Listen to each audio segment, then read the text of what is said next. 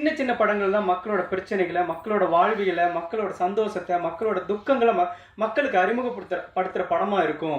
அதனால சின்ன படங்களா இருந்தா ஒரு நல்ல படமா எடுக்கும் பொழுது நமக்கு ஒரு மனநிறைவு கிடைக்கும் அப்படின்ட்டு இண்டிபெண்டன்ட் மூவி உலகம் முழுக்க பெரிய அளவில் வளர்ந்து வந்துகிட்டு இருக்கு அப்படிங்கிறதுனால இண்டிபெண்டன்ட் மூவியை நான் ப்ரொமோட் பண்ணிக்கிட்டே இருப்பேன். உங்ககிட்ட ஒரு நல்ல கதை இருக்கா, அழகா ஒரு ஆர்டிஸ்ட் இருக்காங்களா, நீங்க போயிட்டு அது அழகா படத்தை எடுத்துட்டு வாங்க அப்படின்னு சொல்லிக்கிட்டே இருப்பேன்.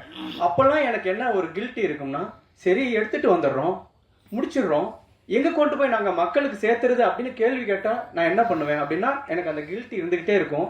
இன்னைக்கு நான் கம்பீரமாக சொல்லுவேன், நல்ல படம் எடுத்துகிட்டு வாங்க, ப்ரொடியூசர் பசார் இருக்காங்க, ஆகா ஃபைன் இருக்குது, உங்களை காப்பாற்றுவாங்க, என்னை எப்படி காப்பாற்றினாங்களோ அதே மாதிரி உங்களையும் காப்பாற்றுவாங்க அப்படிங்கிற நம்பிக்கையோட நான் அந்த கில்ட்டினஸ் இல்லாமல் நான் அவங்களுக்கு நான் உத்தரவாதம் கொடுக்குறேன்.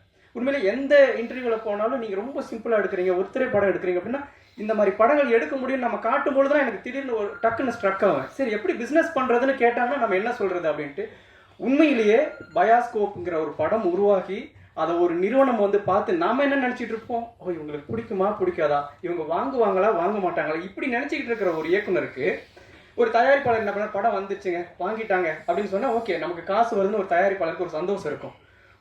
ஒரு இயக்குனராக ஒரு வாசலில் நின்றுட்டு இருக்கோம்.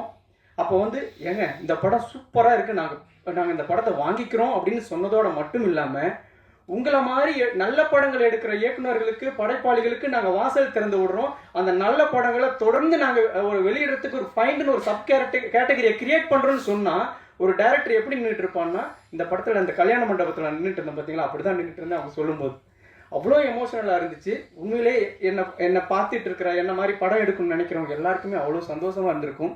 நான் முதல்ல ஏன் ஆகாவுக்கு நான்